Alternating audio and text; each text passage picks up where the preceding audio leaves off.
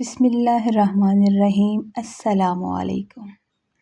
آج مجھے میرے چچا اور چچی یتیم خانے چھوڑنے آئے تھے۔ میں اپنے ہاتھوں میں تھاما ہوا وہ چھوٹا سا پرانا بیگ سنبھالے کانپتے قدموں سے اس نئے اور انجانے ماحول میں داخل ہو رہی تھی۔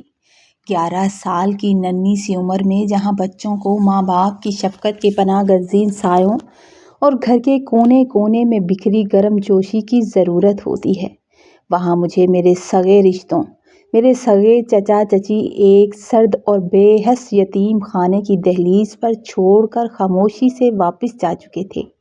اندر کا منظر دیکھ کر میرا دل مزید بیٹھ گیا تھا۔ ایک طویل اور بے رنگ لائن میں چند دبلے پتلے سہمے ہوئے بچے ہاتھوں میں خالی پلیٹیں تھامے اپنے حصے کے کھانے کے منتظر تھے۔ ان لوگوں نے لائن بنا رکھی تھی اور سامنے ایک بد مزاج اور رعب عورت میری طرف دیکھتے ہوئے میری طرف بھی بڑھی۔ اس نے بغیر کچھ کہے مجھ سے بغیر پوچھے میرے ہاتھ سے میرا بیگ جھٹک کر ایک طرف رکھا اور ایک خالی پلیٹ میرے سن ہوتے ہوئے ہاتھوں میں تھما دی، اور اس کی سرد آواز گونجنے لگی کہ جاؤ اور اس لائن میں خاموشی سے کھڑی ہو جاؤ۔ میں چپ چاپ ان بچوں کی قطار کے ساتھ جا لگی تھی، جہاں ہر لمحہ گزرنے کے ساتھ ساتھ میری آنکھوں سے بے ساختہ آنسوؤں کے موتی گر کر میری گالوں پر سوکھ رہے تھے۔ مجھے اپنے سگے چچا چچی سے یہ امید نہیں تھی۔ پچھلے 3 سالوں کی دردناک فلم میری آنکھوں کے سامنے گھومنے لگی تھی جب ایک خوفناک حادثے میں میرے امی ابا مجھ سے ہمیشہ کے لیے بچھڑ گئے تھے۔ ان دونوں کا انتقال ہو گیا تب سے میں اپنی چچی کے لیے ایک بوجھ بن چکی تھی۔ اگرچہ چچا مجھ سے محبت کرتے تھے، میرا خیال رکھتے تھے، لیکن چچی کی روز روز کی جھوٹی شکایتوں اور کان بھرنے کی عادت نے چچا کو مجھ سے متنفر کر دیا تھا۔ وہ مجھ سے نفرت بھی کرنے لگے تھے اور مجھے بات پہ ڈانٹنے بھی لگے تھے، بلا وجہ مجھ پر غصہ نکالنے لگے تھے۔ چچی کا سب سے بڑا بہانہ ان کا چھوٹا بیٹا احمد تھا۔ وہ حد سے زیادہ شرارتی اور ضدی بھی تھا، لیکن چچی ہمیشہ یہی الزام عائد کرتی کہ میں ان کے لاڈلے کو مارتی ہوں، حالانکہ حقیقت یہ تھی کہ احمد خود لکڑی کی چھڑی اٹھا لیتا تھا اور مجھے بلا وجہ مارنا شروع کر دیتا تھا، اور اگر میں اپنا بچاؤ کرنے کے لیے اس کا ہاتھ پکڑ لیتی یا اس سے چھڑی لے لیتی تو وہ زور زور سے رونا شروع کر دیتا۔ اس بات پر چچی فوراً مجھ پر برس پڑتی کہ بچہ ہے، ہلکا پھلکا مار بھی رہا ہے تو کھاتی رہو، اسے رلا کیوں دیا؟ مجھے کام کرنے تھے اور تم میرے بچے پر ہاتھ اٹھاتی ہو اور اسے رلا دیتی ہو۔ گھر کا ہر چھوٹا بڑا مشکل کام جو میری اس ننھی سی عمر میں اکثر میرے بس سے باہر بھی ہوا کرتا تھا، چچی مجھ سے کرواتی تھی، اور اگر کبھی میں ہمت ہار کر یا تھکن سے نڈھال ہو کر منع کرتی تو وہ مجھے سزا کے طور پر کھانے کو ایک نوالا نہ دیتی۔ جب بھوک سے میری جان نکلنے لگتی تو میں تڑپ جاتی۔ میں تڑپ کر اٹھتی اور روتے روتے وہ سارا کام نپٹا دیا کرتی تھی، اور اس لمحے مجھے ماں بہت یاد آیا کرتی تھی۔ پھر ایک شام کو وہ دہلا دینے والا واقعہ مجھے اچھے سے یاد تھا، جب میں نے باورچی خانے کے پاس چھپ کر اپنے چچا اور چچی کو آپس میں باتیں کرتے سنا تھا۔ آج بھی چچی میری شکایت چچا سے کر رہی تھیں اور بڑی بے حسی سے ان کو سمجھا رہی تھیں کہ مریم کو صرف 2 سال کے لیے کسی یتیم خانے میں چھوڑ آتے ہیں، جب یہ ذرا سمجھدار بڑی ہو جائے گی تو اسے واپس لے آئیں گے۔ چچا نے پہلے تو لو لاج کے ڈر سے ہچکچاہٹ کا اظہار کیا کہ لوگ کیا کہیں گے۔ بھائی کے مرتے ہی سگی یتیم بھتیجی کو یتیم خانے بھیج دیا۔ جیسے تیسے ہم اسے پال رہے ہیں تو رہنے دو، مگر چچی نے صاف کہہ دیا کہ اب اس کا بوجھ مجھ سے مزید برداشت نہیں ہوتا۔ میرے والدین کی وفات کے فوراً بعد ہی ان دونوں نے میرے ماں باپ کے 2 ذاتی کمروں پر قبضہ کر لیا تھا۔ ان کا سارا قیمتی سامان اپنے حصے میں شفٹ کر لیا گیا تھا اور اب ان کی حکمرانی تھی۔ چچی تو ویسے بھی میری مرحومہ ماں سے بغض اور جلن رکھتی تھی، اور ان کے دنیا سے چلے جانے پر انہیں اندر سے ایک عجیب سی خوشی بھی ملی تھی۔ یتیم خانے کی اس قطار میں کھڑے کھڑے یہ تمام تلخ باتیں یاد کر کے میرا دل پھٹا جا رہا تھا، اور مجھے اپنا وہی پرانا گھر شدت سے یاد آ رہا تھا، جہاں کبھی میرے امی ابا کی محبتیں بکھری ہوا کرتی تھیں اور میرے اتنے لاڈ اٹھائے جاتے تھے۔ यहाँ आते वक्त मैंने चचा के आगे हाथ भी जोड़े थे कि मुझे एक बार मेरे माँ बाप की खबर पर ले जाएं ताकि मैं उनसे रुखसत हो सकूं, उनको मिल लो जाते जाते। मगर उन्होंने बड़ी बेरुखी से कहा था कि अभी टाइम नहीं है, फिर कभी ले जाऊंगा, और सीधा लाकर मुझे इस यतीम खाने, इस वीरान जगह पर छोड़कर चले गए थे। जब मेरी खाने की बारी आई तो ड्यूटी पर मौजूद औरत ने मेरी प्लेट में एक सूखी रोटी और थोड़ा सा सालन डाल दिया और हुक्म दिया कि उधर नीचे बैठकर खा लो। मैंने देखा कि दीगर तमाम बच्चे नीचे ज़मीन पर बैठकर बेदिली से खा रहे हैं। मैं भी एक कोने में बैठ गई, मगर गम और खौफ की वजह से निवाला मेरे हलक से नीचे नहीं उतर रहा था। खाना ख़त्म होने के बाद मुझे बिस्तर दिखा दिया गया, जहां मैं अपना बैग रखकर खौफजदा नज़रों से इर्द गिर्द देख रही थी। कुछ बच्चे अपने आप में मगन खेल रहे थे, जिनको फिक्र ही नहीं थी कि वो कहाँ हैं, और कुछ मेरी तरह दीवार से टेक लगाए खामोश बैठे किसी गहरी सोच में गुम थे। यतीम खाने की इस उदास फिजा में मेरी मुलाकात सना नामी एक लड़की से हुई, जो बहुत ही प्यारी थी। उम्र में मुझसे काफ़ी बड़ी और समझदार लगी। वो मेरे पास आकर बैठ गई और बड़ी हमदर्दी से पूछने लगी कि क्या हुआ दोस्त, इतनी परेशान क्यों हो? क्या तुम मेरी दोस्त बनोगी? मैंने एक नज़र उसकी तरफ मायूसी के आलम में देखा और हाँ में सर हिला दिया था। उसने हाथ बढ़ाया तो मैंने हाथ मिला लिया। सना ने मुझे बताया कि उसके अब्बा का इंतकाल हो गया था, जिसके बाद उसकी माँ ने दूसरी शादी कर ली थी और उसके मामू ने उसे यहाँ यतीम खाने छोड़ दिया था, क्योंकि मामी उसे पसंद नहीं करती थी। लेकिन सना का चेहरा उस वक़्त खुशी से चमक उठा जब उसने मुझे बताया कि उसकी माँ अक्सर उससे मिलने के लिए आती है और उसके साथ लिए ढेरों खिलौने और खाने की अच्छी अच्छी चीज़ें भी लाती है, और वो दिन उसके लिए बहुत बड़ी खुशी का दिन होता है। मैं हसरत से उसके खिले हुए चेहरे की तरफ देख रही थी और दिल ही दिल में सोच रही थी कि खुशकिस्मत है, मुझसे ज़्यादा तो वो खुशकिस्मत है कि उसकी माँ ज़िंदा है और जो उससे मिलने भी आती है। लेकिन मेरा तो इस दुनिया में कोई नहीं रहा, मुझे कौन मिलने आएगा? अगली ही सुबह तमाम बच्चों को सुबह सवेरे उठा दिया गया और यतीम खाने की सफाई सुथराई का काम शुरू कर दिया गया। छोटे बच्चों से भी उनकी ताकत से बढ़कर काम करवाए जा रहे थे और मैंने देखा कि उन बच्चों के चेहरों पर मुस्कुराहट थी ही नहीं, और मैं भी उनके साथ बर्तन और फर्श साफ कर रही थी।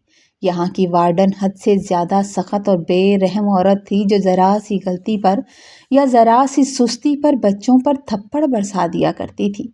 इस तरह घुट घुट कर मेरा एक हफ्ता तो गुजर गया और मेरी दोस्ती सना से काफ़ी गहरी हो गई। हम अक्सर दोनों मिल बैठते थे और आपस में बातें करते रहते थे। एक दिन हम दोनों यतीम खाने के अंदर बने हुए एक छोटे से पार्क में खड़ी बातें कर रही थी कि मरकज़ी दरवाजे के पास खड़ा चौकीदार, जो काफ़ी देर से हमें घूर रहा था, काफ़ी देर घूरता रहा, फिर हमारे करीब आया और सना से कहने लगा, इधर आओ, मेरी बात सुनो, मुझे तुमसे बात करनी है। सना ने वहीं से जवाब दिया, अंकल आपको जो कहना है यहीं से बता दें। तो वो गुस्से से बोला कि समझ नहीं आती, जब कहा है इधर आओ तो इधर आओ। सना ने मुझसे कहा कि 2 मिनट यहीं रुको, मैं अभी बात सुनकर आती हूँ। वो चौकीदार के पास उसकी बात सुनने के लिए चली गई तो चौकीदार ने बड़ी चालाकी से उससे कहा था वहीं से कि तुम्हारी माँ तुमसे मिलने बाहर आई है, आ जाओ और अपनी माँ से मिल लो जल्दी से, मेरे हाथ चलो। और जब सना ने देखा, उसकी बात सुनी तो उसकी खुशी का कोई ठिकाना न रहा। वो फौरन उसका हाथ पकड़कर जाने लगी और जाते जाते उसने मुड़कर मेरी तरफ बड़ी मसरत और खुशी से देखा था और हाथ भी हिलाया था।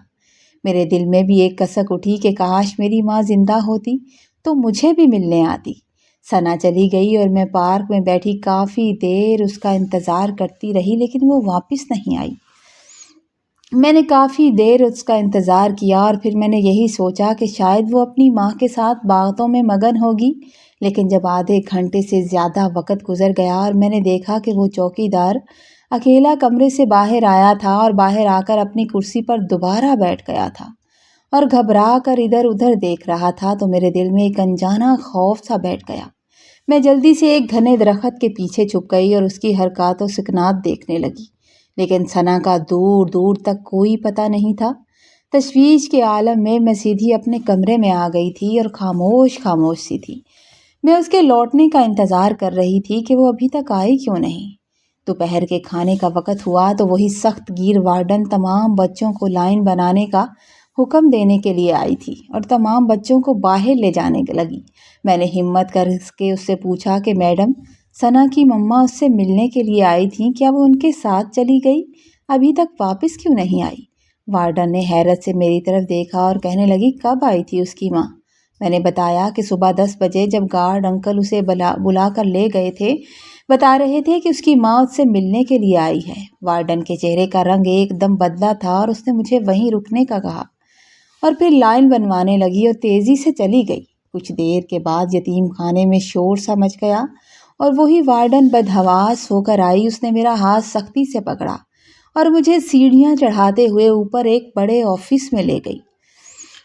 میں اس سے پوچھ رہی تھی کہ وہ مجھے وہاں کیوں لے کر جا رہی ہے، مگر اس نے کسی بات کا جواب نہیں دیا۔ وہاں وہ چوکیدار بھی سامنے بیٹھا ہوا تھا اور ایک بڑی عمر کی روب دار خاتون سپریڈنٹ کی بورڈ کی سیٹ پر براجمان بیٹھی ہوئی تھی۔ مجھے دیکھتے ہی انہوں نے پیار سے پوچھا کہ بیٹا، آپ نے ثنا کو کہاں جاتے دیکھا تھا؟ کیا آپ نے جو دیکھا وہ سچ ہے؟ میں نے بلا جھجک چوکیدار کی طرف انگلی اٹھا دی کہ ان انکل نے ثنا کو یہ کہہ کر بلایا تھا کہ تمہاری مما تم سے ملنے کے لیے آئی ہیں، اور وہ ان کے ساتھ خاموشی سے چلی بھی گئی تھی۔ یہ سنتے ہی چوکیدار غصے سے لال پیلا ہو گیا اور چیخ کر کہنے لگا، لڑکی، جھوٹ مت بولو، یہ بچی بالکل جھوٹ بول رہی ہے، اسے کسی نے سکھا کر بھیجا ہے۔ میں پاگل ہوں جو گیٹ کھول کر کسی کو ملنے دوں گا؟ اگر کوئی ملنے کے لیے آئے گا تو وہ سیدھا آفس میں آپ کے پاس آئے گا نا۔ وہ مسلسل میری بات سے مکر رہا تھا اور اس کی لال آنکھیں مجھے ڈرا رہی تھی، لیکن میں نے ڈرتے ڈرتے پھر وہی کہا کہ ثنا آپ ہی کے ساتھ گئی تھی۔ اس کے بعد وہاں کی میڈم نے مجھے اپنے پاس بٹھایا اور 2 مسلح گارڈز اور وارڈن کو ساتھ لے کر مجھے اس جگہ کی نشاندہی کرنے کو کہا۔ مجھ سے پوچھا کہ بتاؤ چوکیدار انکل کہاں لے کر گئے تھے ثنا کو؟ میں ان کے ساتھ چلنے لگی۔ میں انہیں یتیم خانے کے عقبی حصے میں واقع ایک کباڑ خانے والے اندھیرے کمرے کی طرف لے گئی، کیونکہ میں نے دیکھا تھا کہ چوکیدار اسے وہیں لے کر گیا تھا۔ بتایا کہ میں نے ثنا کو اس کمرے میں چوکیدار انکل کے ساتھ داخل ہوتے دیکھا تھا۔ چوکیدار کے چہرے کی رنگت اڑ چکی تھی اور وہ بار بار یہی دہرا رہا تھا کہ یہ بچی جھوٹ بول رہی ہے، ایسا کچھ نہیں ہے۔ لیکن میڈم کے حکم پر جب مسلح آدمیوں نے وہاں پرانا سامان اور بھاری تختے ہٹانا شروع کیے تو اچانک میری نظر ایک کونے میں پڑے ثنا کے دوپٹے پر پڑی۔ میں نے چیخ کر کہا تھا کہ وہ رہی ثنا۔ جب اسے دوپٹے کے ساتھ باہر نکالا گیا تو وہ بے ہوش تھی اور اس کے کپڑے خون میں لت پت تھے۔ مجھ سے اس کی حالت دیکھی نہ گئی۔ اس ہولناک منظر نے میرے طفلانہ ذہن پر ایسا خوف طاری کر دیا کہ میں تھر تھر کانپنے لگی۔ میں ڈر گئی۔ پولیس اور انتظامیہ نے فوراً چوکیدار کو دبوچ لیا تھا اور ثنا کو ہاسپٹل لے گئے تھے۔ وارڈن نے مجھے سختی سے ڈرایا دھمکایا کہ اس واقعے کا ذکر کسی بچے یا باہر کے کسی فرد سے نہیں کرنا اور بالکل خاموش رہنا ہے۔ ایسا ہے کہ تم نے کبھی ایسا منظر دیکھا ہی نہیں، بس یہی بات ذہن میں رکھنا، ورنہ انجام اچھا نہیں ہوگا۔ اس خون ریز واقعے کا خبر میرے ذہن پر ایسا سوار ہوا کہ میں راتوں کو چیخے مار کر اٹھ بیٹھتی۔ مجھ سے کھانا نہیں کھایا جاتا تھا اور کسی کو اپنے قریب آتے دیکھ کر میرے ہاتھ پاؤں کانپنے لگتے تھے۔ مجھے ثنا کی بہت یاد آتی تھی۔ اس کے بعد ثنا کہاں گئی یا اس کے ساتھ کیا ہوا، اس کا کچھ پتہ نہ چلا۔ 2 مہینے گزرنے کے باوجود میں تنہا ہی رہی اور پھر ایک دن وہی وارڈن میرے پاس آئی اور بولی کہ تمہاری پھپھو تم سے ملنے آئی ہیں۔ میں ثنا والے واقعے کے خوف سے اس قدر دہشت زدہ تھی کہ میں نے روتے ہوئے صاف منع کر دیا کہ مجھے کسی سے نہیں ملنا۔ جب وارڈن نے زبردستی میرا بازو پکڑا تو میں خوف سے چیخنے لگی، رونے لگی، جس پر اس نے مجھے چپ کرایا اور پھپھو کو وہیں لے آئی۔ میں نے بچپن میں پھپھو کو کبھی کبھار آتے دیکھا تھا۔ وہ وارڈن کے ساتھ چلی آ رہی تھی۔ انہوں نے میرے سر پر ہاتھ رکھا اور پھر مجھے اپنے ساتھ چلنے کو کہا اور کہا کہ اپنے کپڑے سمیٹ لو۔ مجھے بتایا کہ وہ میری کاغذی کارروائی مکمل کر کے مجھے اپنے ساتھ گھر لے جا رہی ہیں۔ اب میں اس خوفناک یتیم خانے میں نہیں رہوں گی بلکہ اپنے رشتوں کے درمیان جاؤں گی۔ یہ سن کر میرے دل کو تھوڑی تسلی ہوئی और मैं खामोशी से उनके पीछे चलने लगी। अगरचे फूफो ने मुझसे कोई ख़ास मोहब्बत का इजहार नहीं किया था, क्योंकि मेरे अब्बा ने अम्मा से पसंद की शादी की थी, जिसकी वजह से फूफो के ख़ानदान वाले मेरी माँ को पसंद नहीं करते थे। और अक्सर हम उनको चचा के घर आते हुए देखते, उनसे मिलते जुलते देखते थे, लेकिन वो हमारे घर नहीं आती थी। लेकिन फिर भी यतीम खाने के इस जहन्नम से निकलने की खुशी में मैं उनकी बड़ी सी गाड़ी में जाकर बैठ गई और गाड़ी अपनी मंजिल की तरफ रवाना हो गई। वो गाड़ी में खामोश बैठी थी, उन्होंने मुझसे कोई बात नहीं की। गाड़ी एक वसी और आलीशान बंगले के सामने जाकर रुक गई। ये वो घर था जिसे मैंने अपनी ज़िंदगी में पहले कभी नहीं देखा था। मैं अपनी फूफो के घर पहले कभी नहीं आई थी। फूफो ने गाड़ी से उतरते ही मेरा पुराना बैग अपने हाथ में थामा और मुझे अंदर आने का इशारा किया। अंदर कदम रखते ही मुझे महसूस हुआ कि वो एक बेहद खूबसूरत और आराइशशुदा मकान था, जहाँ हर चीज़ सलीके से सजी हुई थी। पुप्पो मुझे सीधी एक बड़े और कुशादा हाल में ले गईं और मुझे सोफे पर बैठने को कहा।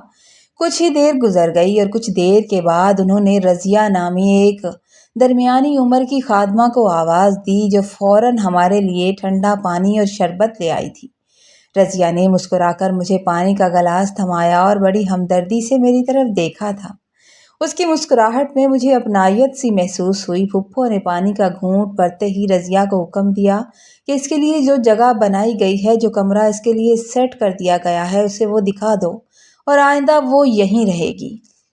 रज़िया ने मेरे बाजू बड़ी नरमी से पकड़ा और मुझे मरकज़ी बंगले की बगली साइड पर बने एक अलग हिस्से की तरफ लेकर जाने लगी और मैं भी उसका हाथ थाम कर उस तरफ बढ़ने लगी थी।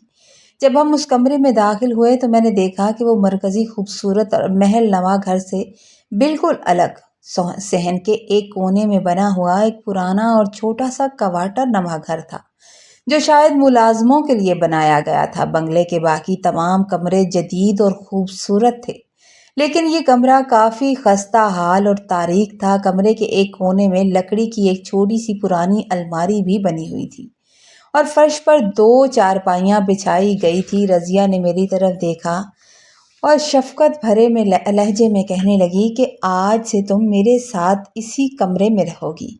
ये तुम्हारी फुफ्फो का हुक्म है और ये चारपाई तुम्हारी है। उन्होंने कहा है कि तुम मेरे साथ रहोगी। मैंने अपना बैग खामोशी से एक तरफ रखा और चारपाई के एक किनारे पर खामोशी से बैठकर अपने दिल को संभालने लगी। मेरी उम्र छोटी थी, लेकिन मेरी सोचें इतनी पुख्ता हो चुकी थी कि मुझे खुद हैरानगी होती थी। मैं सोच रही थी कि खुदाया, मैं यतीम खाने के किस खौफनाक माहौल से निकलकर किस नई आजमाइश में आ गई हूँ, और अब न जाने मुझे किस्मत अब और कहाँ कहाँ लेकर जाएगी, और ये लोग न जाने मेरे साथ अब क्या सलूक करेंगे। थोड़ी देर लेटने के बाद जब मैं उठी तो रज़िया बावर्ची खाने की तरफ जाने लगी और मुझे भी अपने साथ आने का इशारा किया। मैं उठकर उसके साथ आ गई और हम दोनों चलते हुए किचन में आ गए, जहां उसने मुझसे कहा कि तुम मेरे साथ छोटे मोटे काम करवा दिया करो। इस तरह मेरी हेल्प भी हो जाएगी और तुम्हारा दिल भी लगा रहेगा और वक़्त भी आसानी से गुजर जाएगा और तुम ज़्यादा सोचोगी भी नहीं। मैं चुपचाप उसे किचन का सामान और बर्तन पकड़ाने लगी। जो वो मांगती थी वो मैं उसे ला देती थी, जबकि इसी असना में हाल में मुझे अपनी फुफ्फो की बुलंद आवाज़ सुनाई दी, जो किसी अड़ोस पड़ोस की औरत से बातें कर रही थी। वो औरत उनसे मिलने आई, उनके साथ बैठी हुई थी। फुफ्फो बड़ी बेहिसी से कह रही थी कि क्या करती बाजी, लाती ना तो क्या करती, मेरी बड़ी मजबूरी थी। खानदान वाले ताने दे रहे थे, मेरे ससुराल वाले बातें बना रहे थे कि सगे भाई की इकलौती औलाद यतीम खाने में पल रही है और इन लोगों को ज़रा तरस नहीं आ रहा। मेरे भाई ने भी तो ज़रा ख्याल नहीं किया, उसे यतीम खाने छोड़ आया। इसकी माँ तो मुझे वैसे भी एक आंख नहीं भाती थी। उसने घर से भागकर मेरे भाई से शादी की थी, इसलिए मैं इस लड़की को अपने घर के मरकज़ी माहौल में तो बिल्कुल नहीं रख सकती। बेशक भतीजी है, लेकिन यहाँ नहीं रख सकती। माँ की जाहिलाना तरबियत और फितरत का कोई ना कोई असर इस बच्ची पर ज़रूर होगा। इसलिए मैंने उसे रज़िया के पास क्वार्टर में रखा है, ताकि ये उसके साथ रहे और अपनी असल औकात में रहे तो बेहतर है। जब खानदान के लोग जमा होंगे तो उसे ऊपर ले आया करूँगी, इधर ले आया करूँगी। इस तरह मैं लोगों की ज़बानों और तानों से बच जाऊँगी, ना कि अपने ही सगे भाई की بہن کے منہ سے، یعنی کہ اپنے سگے باپ کی بہن کے منہ سے اپنے اور اپنی مرحومہ ماں کے لیے یہ زہر آلود باتیں سن کر میرا دل خون کے آنسو رو رہا تھا۔ مجھے اندازہ ہو رہا تھا کہ میری پھپھو کوئی کسی محبت یا پیار خلوص سے مجھے نہیں لائی تھی، بلکہ لانا ان کی مجبوری تھی۔ میں ان کی باتیں سن کر حیران پریشان کچن کے کونے میں کھڑی رہ گئی۔ میری اس سنگدل پھپھو کے 2 بچے تھے، ایک بڑا بیٹا علی اور ایک بیٹی نادیہ۔ نادیہ بے حد پیاری اور معصوم تھی، اور علی کا اخلاق تو بہت ہی اچھا تھا۔ شام کے وقت جب ان دونوں بچوں کو معلوم ہوا کہ میں ان کے سگے ماموں زاد بہن ہوں اور اس گھر میں آئی ہوں، تو وہ دونوں خوشی سے میرے پاس کوارٹر میں آئے تھے اور کہنے لگے تھے کہ چلو ہم سب مل کر کھیلتے ہیں۔ وہ میرے ساتھ کھیلنے لگے۔ جب پھپھو نے ان دونوں کو میرے ساتھ کھیلتے دیکھا تو وہ شدید غصے میں آ گئیں اور انہیں جھڑکنے لگی۔ انہیں جھڑک کر کہنے لگی کہ وہ لڑکی جہاں ہے اسے رہنے دو، یہ تمہارے کھیلنے کے لیے نہیں آئی، تم لوگ اس کے پاس مت جایا کرو۔ علی اس وقت 8ویں کلاس میں پڑھتا تھا اور کافی سمجھدار تھا۔ اس نے اپنی ماں کی بات سن کر ماں کے سامنے احتجاج کیا اور احتجاج کرتے ہوئے کہنے لگا کہ ماما، وہ ہمارے مرحوم ماموں کی بیٹی ہے اور یہ آپ نے ہی تو بتایا ہے۔ آپ اسے رضیہ کے ساتھ اس پرانے کوارٹر میں آپ نے کیوں رکھا ہوا ہے؟ اسے اوپر ہمارے ساتھ اچھے کمرے میں نادیہ کے ساتھ شفٹ کرے نا۔ یہ تو بہت غلط بات ہے کہ آپ کے سگے بھائی کی اولاد ہو کر وہ ملازماؤں کی طرح رہے، ایک ملازمہ کے کمرے میں رہے۔ کیا آپ کو افسوس نہیں ہوتا؟ وہ 8ویں جماعت کا چھوٹا سا بچہ میری خاطر اپنی سخت گیر ماں سے بحث کر رہا تھا، لیکن پھپھو نے اسے سخت ڈانٹ پلاتے ہوئے کہا کہ تم اپنا کام کرو، میرے باپ بننے کی کوشش مت کرو۔ مجھے اچھے سے معلوم ہے، میں بہتر طریقے سے جانتی ہوں کہ کسے کہاں رکھنا ہے اور کون سی کس کی جگہ ہے۔ اس کے بعد انہوں نے رضیہ کو سخت تاکید کی کہ اس لڑکی کو ہر وقت اپنے ساتھ رکھا کرو اور اسے گھر کے کام کاج سکھاؤ، میں اسے ادھر ادھر آوارہ پھرتے ہوئے نہ دیکھوں۔ علی اور نادیہ اکثر پھپھو سے ضد کرتے تھے کہ مریم کو بھی ہمارے ساتھ اچھے اسکول میں داخل کروا دو، وہ ہمارے ساتھ پڑھنے جایا کرے، لیکن اس گھر میں میری فریاد سننے والا کون تھا؟ وہ مجھے احسان جتا کر اس گھر میں لے تو آئی تھی، لیکن میری تعلیم پر وہ ایک پیسہ خرچ نہیں کرنا چاہتی تھی۔ میں صبح سے شام تک گھر کے جھاڑو، برتن، دیگر مشقت طلب کام کرنے لگی، اور اس عالی شان بنگلے میں میری حیثیت ایک عام نوکرانی سے زیادہ نہیں تھی۔ میری سگی پھپھو مجھے محض خاندان میں اپنی عزت بچانے اور لوگوں کی زبانیں بند کرانے کے لیے یتیم خانے سے اٹھا کر لائی تھی، اور جب بھی کوئی معزز مہمان آتا تو مجھے فوراً کام کرنے سے روک دیا جاتا تھا۔ صاف ستھرا نادیہ کا اترا ہوا کپڑا پہنا کر ہال میں ٹی وی کے سامنے بٹھا دیا جاتا تاکہ کوئی یہ نہ سمجھ سکے کہ ایک یتیم بچی سے ملازموں کی طرح کام لیا جا رہا ہے۔ اسی طرح گھٹ گھٹ کر زندگی کے کئی سال گزر گئے اور میں تعلیم سے بالکل محروم ہی رہی، کیونکہ ابتدائی اسکول کے بعد مجھے پڑھانے والا کوئی نہیں تھا۔ جب اماں ابا زندہ تھے، میں چھوٹی تھی، میں اسکول جاتی تھی، لیکن اب کیسے جاتی؟ نادیہ اور علی مجھ سے چھپ کر، پھپھو کی نظروں سے چھپ کر، گھر کی پچھلی جانب بنے گارڈن میں مجھے لے جایا کرتے تھے اور میرے ساتھ کھیلتے تھے، اور یہاں تک کہ اسکول سے لائی ہوئی ٹافیاں اور بسکٹ مجھے دیتے تھے۔ اور جب کبھی پھپھو کو اس بات کا علم ہوتا تو وہ ان دونوں کو سختی سے ڈانٹتی تھی اور کہتی تھیں کہ تم اسے بگاڑ رہے ہو، لیکن اس کے باوجود علی اپنی جیب خرچ سے میرے لیے الگ سے کھانے پینے کی چیزیں اور کچھ کھیلنے کی چیزیں لا کر خاموشی سے میرے کوارٹر میں رکھ جایا کرتا تھا۔ پھر ایک دن ایسا آیا کہ بنگلے میں بہت زبردست گہما گہمی ہونے لگی اور ایک بڑی شاندار پارٹی کا اہتمام کیا جا رہا تھا۔ اس دن مجھے بھی پھپھو کی طرف سے ایک اچھا اور نیا سوٹ پہننے کو دیا گیا، کیونکہ کافی مہمان مدعو تھے۔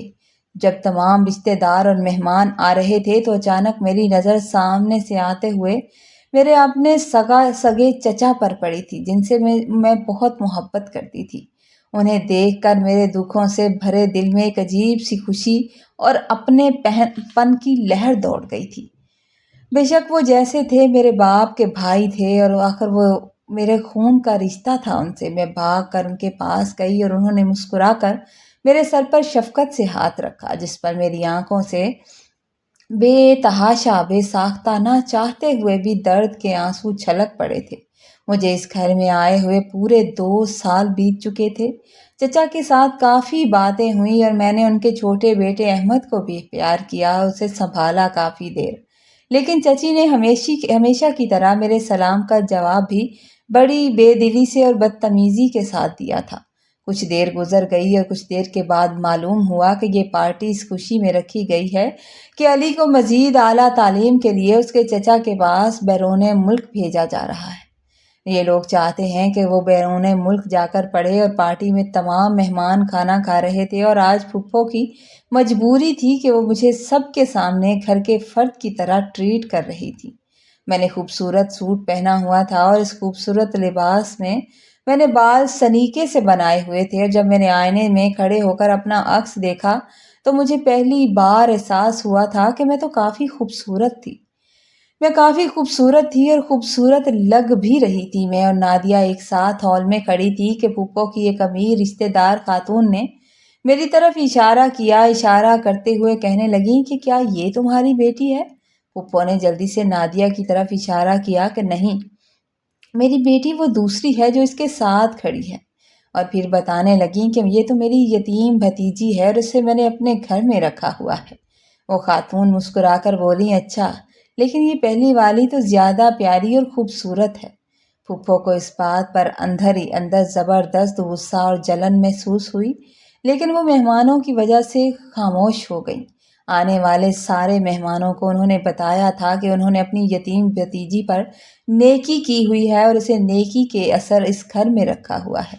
سارے مہمان ان کی اس نیکی پر ان کی تعریف کر رہے تھے۔ اس دن کے بعد جیسے جیسے میں بڑی ہوتی گئی اور مجھ میں جوانی کے رنگ نکھرنے لگے، گھر میں آنے والا ہر نیا فرد میری خوبصورتی اور معصومیت کی تعریف کیے بنا نہیں رہتا تھا۔ ایک دن پھپھو کا غصہ ضبط سے باہر ہو گیا اور انہوں نے مجھے شدید غضبناک نگاہوں سے نہ صرف گھورا بلکہ برستے ہوئے بولی کہ یہ کیا تم ہر وقت بن سنور کر تیاریوں میں مصروف رہتی ہو؟ میں آئندہ کبھی تمہیں اس طرح بال بناتے، چہرے پر اس طرح کریمیں لگاتے ہوئے نہ دیکھوں۔ تم ضرور میری بیٹی کی چیزیں چوری کرتی ہو اور چیزیں چوری کر کے لگاتی ہو۔ اپنی حرکتیں ٹھیک کر لو اور اپنی اس بھاگنے والی ماں کے نقش قدم پر مت چلو، جس کی بے ہودگی ہم نے تمہارے باپ کی وجہ سے برداشت کی تھی۔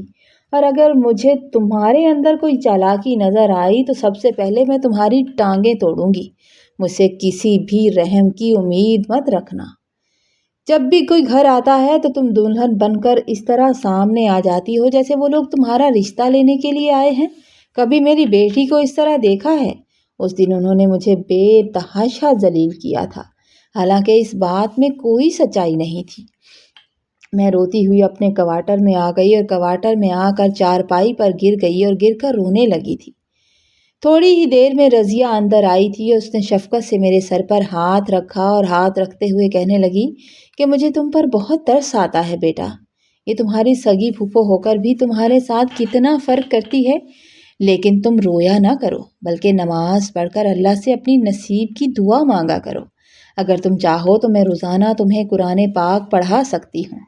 اور اس دن سے رضیہ نے مجھے صبح سویرے اٹھانا شروع کر دیا، اور جب وہ خود قرآن پاک پڑھتی تھی تو مجھے بھی ساتھ پڑھانے لگی۔ اس نے مجھے قرآن پاک کی تعلیم دینا شروع کر دی اور نماز پڑھنا بھی سکھانے لگی۔ اب جب بھی مجھے فارغ وقت ملتا تھا مجھے قرآن پاک پڑھنے کا ایک نیا اور روحی شوق پیدا ہونے لگا۔ میں تلاوت کرتی اور پھر بچھونے پر بیٹھ کر اپنے رب سے لمبی لمبی باتیں کیا کرتی تھی اور اپنے اچھے مستقبل کی دعائیں مانگا کرتی تھی۔ اس طرح وقت کا پہیہ گھومتا رہا اور میں ایک نوعمر لڑکی سے مکمل طور پر جوان اور حسین دوشیزہ بن گئی۔ اور ایک دن میری پھپھو کی نند جو علی کے واپس آنے کی خوشی میں اپنے بھائی کے گھر چند دن کے لیے قیام کرنے کے لیے آئی ہوئی تھی، باہر خوبصورت سے لان میں بیٹھی پھپھو کے ساتھ چائے پی رہی تھیں کہ علی تعلیم مکمل کر کے 2 دن کے اندر اندر واپس پاکستان لوٹ رہا تھا اور پورے گھر میں صفائیاں اور عالی شان تیاریاں ہو رہی تھی۔ میں کچن سے برتن لے کر جا رہی تھی کہ اچانک مجھے پھپھو کے زور زور سے بولنے کی آواز آنے لگی اور پھپھو کی نند اونچی آواز میں سنائی دی۔ وہ طنزیہ قہقہ لگا کر کہنے لگی، پھپھو سے کہہ رہی تھی کہ بھابھی اس ثواب کے ٹوکرے کو کب تک اپنے گلے میں لٹکانے کا ارادہ ہے؟ کہیں ایسا نہ ہو یہ ثواب کا کام ہمیشہ کے لیے آپ کو اپنے گھر میں سنبھالنا پڑ جائے اور مستقل ثواب کماتی رہیں آپ۔ پھپھو نے تعجب سے پوچھا کہ ایسا کیا کہہ رہی ہو، کہنا کیا چاہ رہی ہو؟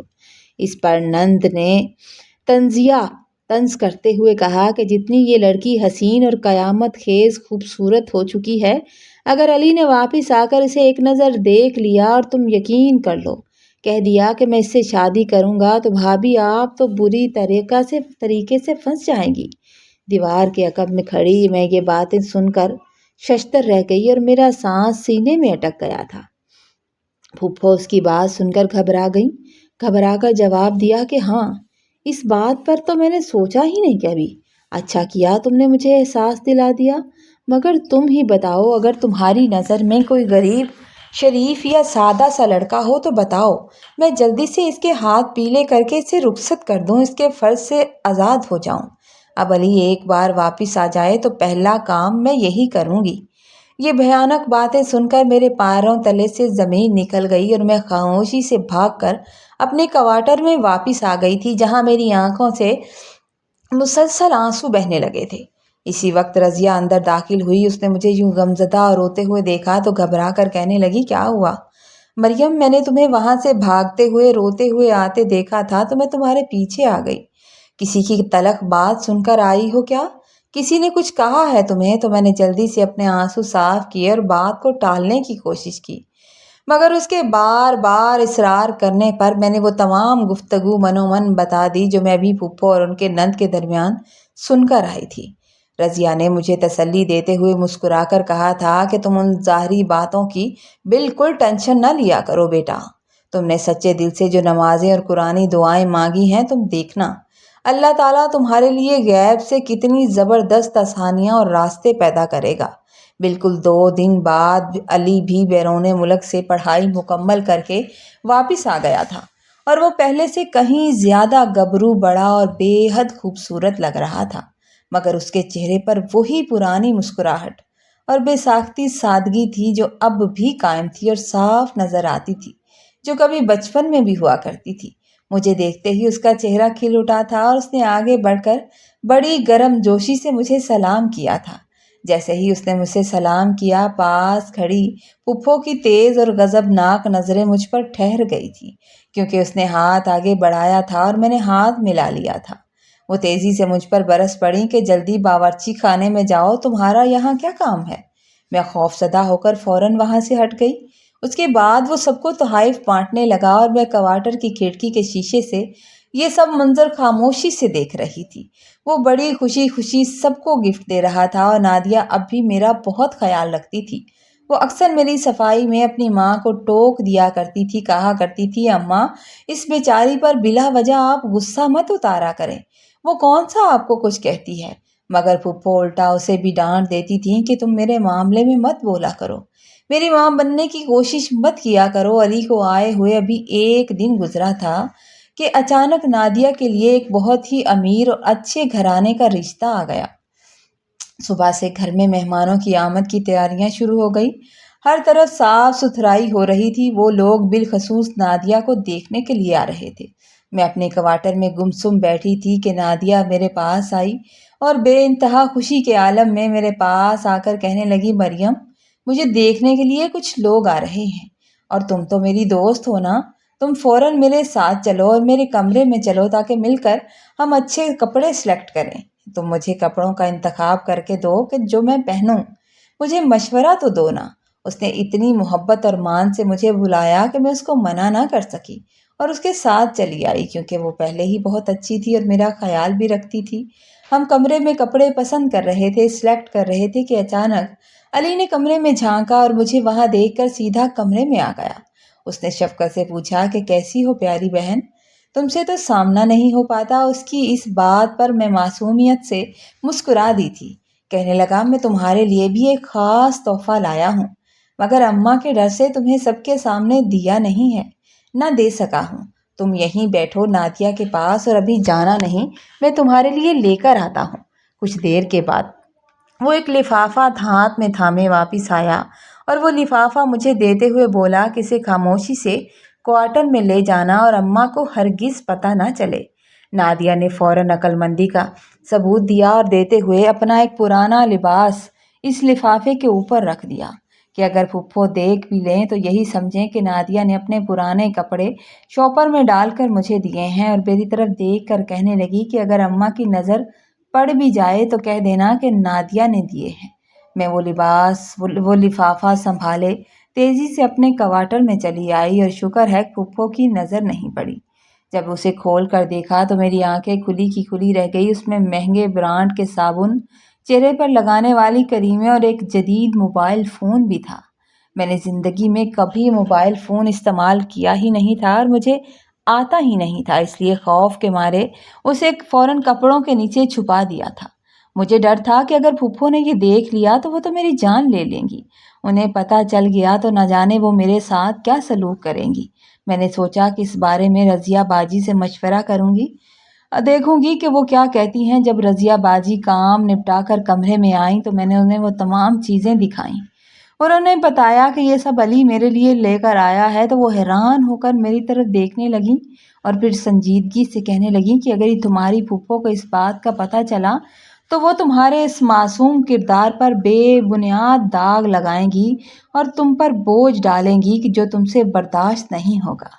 مجھے بڑی تکلیف ہوتی ہے جب وہ تمہارے کردار پر باتیں کرتی ہیں۔ اس موبائل فون کو چپ چاپ علی کو واپس کر دو، جب تمہیں چلانا ہی نہیں آتا تو اسے پاس رکھنے کا کیا فائدہ؟ رضیہ کی باتوں نے مجھے قائل کر دیا۔ مجھے لگا کہ وہ ٹھیک کہہ رہی ہے، کیونکہ جب بھی لوگ میری عزت پر بات کرتے تھے تو میری مرحومہ ماں کے بارے میں بھی برا بھلا کہا جاتا تھا، غلط باتیں کی جاتی تھی جو میرے لیے ناقابل برداشت ہوتی تھیں۔ میری ماں کے کردار کو بھی بیچ میں لایا جاتا تھا۔ باتوں باتوں میں رضیہ نے ایک اور دردناک حقیقت سے پردہ اٹھایا۔ کہنے لگی کہ تمہاری پھپھو جلد سے جلد تمہارے ہاتھ پیلے کر کے تمہیں اس گھر سے نکالنا چاہتی ہیں۔ انہوں نے اپنی زمینوں پر کام کرنے والے ایک غریب ملازم کے بیٹے سے تمہاری بات پکی کر دی ہے، کیونکہ انہیں ڈر ہے کہ کہیں ان کا بیٹا علی تم سے ہمدردی یا محبت نہ کر بیٹھے۔ مزید یہ کہ تمہارے پھپھا نے تمہارے والد کے اس گھر کو بیچنے کا منصوبہ بنا دیا ہے۔ تمہارے ابا کا جو گھر تھا اسے بیچ رہے ہیں، وہ تمہارے نام پر ہے تاکہ اس گھر سے اس رقم سے تمہاری شادی کا خرچ پورا کیا جا سکے اور ان کی اپنی جیب سے 1 روپیہ نہ لگے۔ اور تمہارا جو تھوڑا بہت سامان بنے وہ انہی پیسوں سے بنانا چاہتے ہیں۔ اپنے ماں باپ کا وہ پیارا گھر جس کی یادیں آج بھی میرے دل میں کسک پیدا کرتی تھی، ان کے بچھڑنے کا سن کر میرا دل دکھ سے بھر گیا۔ میری حسرت تھی کاش ایک بار اس گھر کو دیکھ سکتی جہاں میری ماں نے اپنی پسند کا سامان سجایا تھا، اور ایک بار اس گھر پر نظر ڈال سکتی، مگر حسرت ہی رہ گئی۔ میں رضیہ کے گلے لگ کر زاروں قطار رونے لگی تھی۔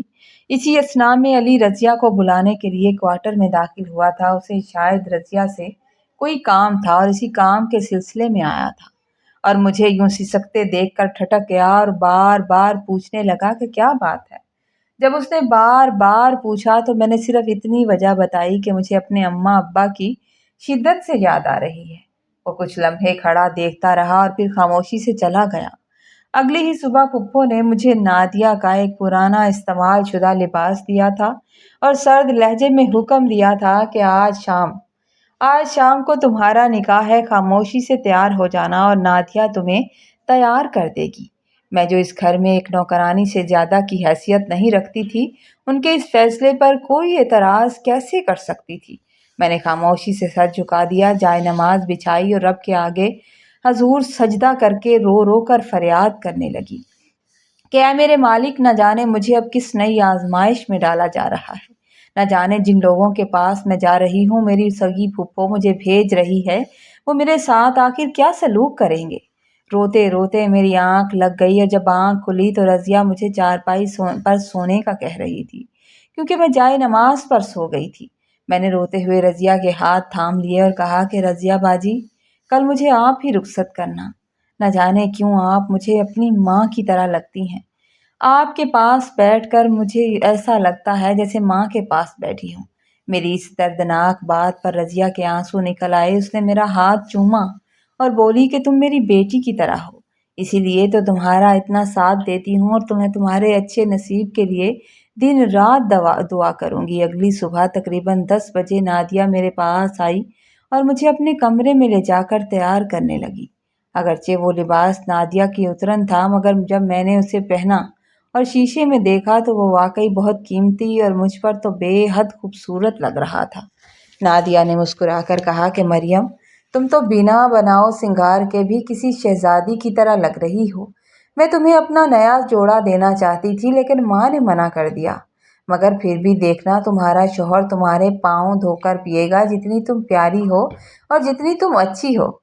उसी लम्हे अली ने दरवाज़ा खोल कर अंदर देखा। उसकी नज़रें मुझ पर पड़ी तो उसके कदम वहीं जम गए। उसने चंद सेकंड मुझे सहरज़दा होकर देखा और फिर खामोशी से चला गया था। आधे घंटे बाद रज़िया भागती हुई आई कि लड़के वाले आ गए हैं, चलो बाहर चलो। नादिया ने मेरा हाथ पकड़ा और मुझे बाहर ले आई, मगर जैसे ही मेरी नज़र मौलवी साहब के पास बैठे हुए दुल्हा पर पड़ी, मेरे तो पैरों तले ज़मीन निकल गई। वो कोई जवान लड़का नहीं था, बल्कि एक अधीर उम्र का, बड़ी उम्र का शख्स था, जो मुझसे शादी करने के लिए आया हुआ था और मौलवी साहब के साथ बैठा हुआ था। अभी निकाह की रस्मी कार्रवाई शुरू होने वाली थी कि अचानक अली तूफान की तरह कमरे में दाखिल हुआ था। वो शायद कोई मालूमात लेकर आया था और उसने आते ही चीख कर कहा, मौलवी साहब, आप उठें और अपने घर जाएं। ये बंदा पहले से शादीशुदा है, इसकी पहले एक बीवी है। उसके बाद उसने अपने मुलाजिम का गिरेबान पकड़ लिया और गुस्से से धाड़ा कि तुम्हें शर्म नहीं आती अपने शादीशुदा और इतनी उम्र के बेटे के लिए इतनी छोटी उम्र की यतीम लड़की का रिश्ता ले आए हो। मुलाजिम उसकी बात सुनकर घबरा गया और घबरा कर कहने लगा, साहब, इसकी शादी को 10 साल हो गए हैं, मगर कोई औलाद नहीं है, इसीलिए रिश्ता लाए हैं। ये सुनते ही अली का गुस्से से बुरा हाल हो गया और वो मुलाजिम को मारने लगा था। अली के अब्बा और फुप्पो ने बीच में आकर अली को रोका। फुप्पो ने गुस्से में कहा कि ये लोग हम सब की मर्जी से आए हैं, हम सब की मर्जी से आए हैं और मैं अपनी यतीम भतीजी की शादी अपनी मर्जी से कर रही हूँ। तुम्हें बीच में टांग अड़ाने या अपना फैसला रखने की कोई इजाज़त नहीं है। तुम्हें तकलीफ क्या है इस बात से? इस पर अली तब कर बोला कि खुदा का खौफ करें अम्मा, आप एक बेसहारा यतीम बच्ची के साथ इतना जुल्म कर रही हैं। कल को यही सलूक आपकी अपनी बेटी नादिया के साथ भी हो सकता है। फूफा ने जब ये बात सुनी तो वो गज़बनाक हो गए और गज़बनाक होकर कहा कि जब लड़की को कोई मसला नहीं है तो तुम क्यों ड्रामा कर रहे हो और मेरी इकलौती बेटी नादिया को बद्दुआ दे रहे हो। नादिया भी फूफो पीछे से बोल उठी, कहने लगी, अम्मा, मैं तो समझी थी कि कोई नौजवान लड़का होगा, ये तो बड़ी उम्र का आदमी है। आपको खुदा का खौफ नहीं आता? अभी मरियम की उम्र ही क्या है। वहाँ एक ज़बरदस्त तमाशा और शोर शराबा शुरू हो चुका था और मैं आंखों में आंसू लिए खामोश तमाशाई बनी अपनी बदकिस्मती को देख रही थी। अली इतने शदीद गुस्से में था कि मैंने उसे पहले कभी ऐसे गुस्से में नहीं देखा था। अचानक वो आगे बढ़ा। उसने तमाम रिश्तेदारों के सामने मेरा हाथ मजबूती से पकड़ लिया और ऊंची आवाज़ में कहने लगा कि मैं निकाह करूँगा, मैं इस लड़की से निकाह करूँगा, मेरे साथ करें इसका निकाह। ये सुनते ही पुप्पो और पुप्पा के तन बदन में आग लग गई और वो अली को गालियां देते हुए धक्के देने लगे। मगर अली ने मेरा हाथ इस कदर मजबूती से पकड़ रखा था कि वो छोड़ने का नाम नहीं ले रहा था। मैंने कई बार छुड़ाना चाहा, मगर मेरे हाथ पर उसकी मजबूती बहुत ज़्यादा थी। मैं शशतर और हैरान थी कि मेरी ज़िंदगी में ये क्या नया मोड़ आ रहा है। पुप्पो अपने शौहर को अली से छुड़वाने लगी और उसी धक्कम पील में जैसे मेरा हाथ अली की गिरफ्त से छूटा, मैं खौफ के मारे वहाँ से भागने लगी और भागती हुई सीधी अपने क्वार्टर में आकर बंद हो गई थी। मैं डर गई, सहम गई थी। बाहर से फूफा के चीखने की आवाज़ें आ रही थी। वो गुस्से में बातें कर रहे थे और मैंने पहले ही कहा था कि इस भागने वाली औरत की लड़की को अपने घर में मत रखो। अब इसने हमारे इकलौते बेटे को अपने जाल में फंसा लिया। ये तुम्हारी माँ को ही बड़ा शौक था। मैं अपने कमरे में डरी सहमी कांप रही थी, जैसे ये मेरा ही कसूर हो। फूफा फूफो को भी डांट रहे थे और मैंने तो इस रिश्ते पर भी कोई एतराज़ नहीं किया था। अगर वो मेरी शादी इस अधीर उम्र शख्स से कर भी देते तो मैं खामोशी से चली जाती, क्योंकि मेरे पीछे मना करने वाला या रोकने वाला कौन था। लेकिन अब सूरत हाल बेहद हौलनाक और ख़राब हो चुकी थी। जब अली ने देखा कि उसके माँ बाप गुस्से से लाल पीले हो रहे हैं और किसी सूरत भी मानने को तैयार नहीं, तो उसने दानिशमंदी से हिकमत अमली बदलते हुए कहा था कि अगर आप लोग इसका निकाह मुझसे नहीं कर सकते तो ना करें, लेकिन मेरा एक बहुत ही मुअज़्ज़िज़ दोस्त है, उसके भी माँ बाप दुनिया में नहीं है, यतीम है। वो यतीम है, उसका अपना अच्छा खासा कारोबार है, घर बार है। आप लोग मरियम की शादी वहाँ तय कर दें, मगर यहाँ करके जुल्म ना करें। मगर मैं इसकी ज़िंदगी इस बूढ़े मुलाजम के बेटे के साथ हरगिज़ बर्बाद नहीं होने दूंगा। जब उन्होंने देखा कि अली एक और रास्ता तजवीज़ कर रहा है और वो खुद शादी नहीं कर रहा, तो फूफो और फूफा इस डर से कि कहीं अली मुझसे शादी ना कर ले, फौरन से मान गए कि कहीं जिद में आकर वो मुझसे निकाह ना कर बैठे। और अगले ही दिन अली ने उस लड़के को बुला भी लिया था और घर पर ही सादगी से निकाह का इंतज़ाम भी हो गया था कि कहीं वो जानता था कि उसके माँ बाप कोई गलत कदम ना उठा लें और मरियम को यानी कि मुझे कोई नुकसान ना पहुँचा दे। जिस छोटे से क्वार्टर में मैं रहती थी, अली वहीं मौलवी साहब को ले आया और वहीं मेरा निकाह पढ़ा दिया गया। जब मौलवी साहब रुखसत हो गए तो अली मेरे पास आकर बैठा। उसने निहायत शफ़क़त एहतराम से मेरे सर पर हाथ रखा और कहने लगा, मरियम, मैंने सारी ड्रामाई बात सिर्फ एक चाल के तौर पर चली थी। मैं जान गया था कि वो बंदा शादीशुदा है। मैं उसके बारे में मालूमात लेने गया था। मैं चाहता था कि मैं इनके जहन को बदल सकूं। अगर मैं ये रास्ता ना अपनाता तो ये लोग तुम्हारी शादी ज़बरदस्ती उस नाहल मुलाजम के बेटे से कर देते। मैंने तुम्हें हमेशा नादिया की तरह अपनी सगी बहन समझा है और समझता हूँ, लेकिन जिस दिन मैं क्वार्टर में आया और तुम जाए नमाज पर बैठी रो रो कर अल्लाह से बातें कर रही थी, तो मैंने वो तुम्हारी सारी बातें सुन ली थी और मैंने उसी लम्हे दिल में अज़म कर लिया था कि जिस तरह मैं अपनी सगी बहन की हिफाजत करता हूँ, इस तरह मैं मरियम की हिफाजत करूँगा, हमेशा तुम्हारी ढाल बनूँगा। तुम बिल्कुल फ़िक्र ना करो, जिस दोस्त से मैं तुम्हारी शादी कर रहा हूँ, मैं तुम्हें गारंटी देता हूँ कि वो इतना बेहतरीन और नेक इंसान है कि तुम सारी उम्र मुझे दुआएं दोगी और तुम मेरी सगी बहन हो। आज से ये बात हमेशा जहन में रखना कि मेरी एक नहीं दो बहनें हैं और मैं बिल्कुल भाई की हैसियत से तुम्हारे घर आया करूँगा। पास ही खड़ी रज़िया बाजी ये बातें सुनकर मुस्कुरा रही थी और बड़ी मोहब्बत से मेरी तरफ देख रही थी। मुझे भी याद आ गया कि मैंने रो रो कर अल्लाह से दुआएं मांगी थी और शायद कबूलियत की घड़ी आ गई थी। उसके बाद मेरी रुखसती की घड़ी आ गई। रज़िया ने एक शफ़क़त भरी माँ का रूप धार कर, अली ने एक गैरतमंद भाई बनकर मेरे सर पर कुरान पाक का साया किया था और मुझे बड़ी इज्जत के साथ रुखसत किया था। जब मेरी पहली नज़र अपने शौहर पर पड़ी तो वो अली की तरह उम्र का एक बेहद वजी, बाइखलाक और खूबसूरत नौजवान था। उसके चेहरे पर भी एक बड़ी प्यारी सी मुस्कुराहट थी। वो मुझे अपने घर ले आया तो मकान के मरकजी दरवाजे पर ताला लगा हुआ था। वो गाड़ी से उतरा और उसने मुस्कुराते हुए ताला खोला और मुझसे बड़े एहतराम के साथ कहने लगा, आप अंदर तशरीफ़ ले आएं। फिर उसने पलट कर एक नज़र मेरी तरफ देखा और शाइस्तगी से कहने लगा कि घर में कोई औरत नहीं है। अगर होती तो शायद दूध या फूलों से आपका इस्तकबाल करती, इसलिए मैं अकेला हूँ और मैं ही आपका इस्तकबाल करूँगा। आप यहाँ दरवाजे पर खड़ी हो जाएं। ये कहकर वो तेज़ी से अंदर चला गया और पहले से तैयार रखी हुई फूलों की पत्तियाँ उठा लाया था और मेरे सर पर निछावर करने लगा था। उसने निहायत प्यार से मेरा घूंघट थोड़ा पीछे किया था और मुस्कुराते हुए मुझे खुश आमदीद कहा था। फिर उसने मेरा हाथ पकड़ा और हाथ पकड़कर मुझे एक सादा मगर खूबसूरत सजे हुए कमरे में ले आया था, जिसे बड़ी मेहनत और मोहब्बत से संवारा गया था। वो घर अगरचा बहुत ज़्यादा कीमती या मेरी फूफो के घर की तरह महल नमा नहीं था, लेकिन उसमें बसने वाला वो इंसान हीरे जैसे कीमती और साफ दिल का मालिक निकला। वो मेरे पास आकर बैठ गया और आजिज़ी से कहने लगा कि मैं अपने रब का जितना शुक्र अदा करूं बहुत कम है कि उसने मुझे आप जैसी हसीन शरीके हयात से नवाजा।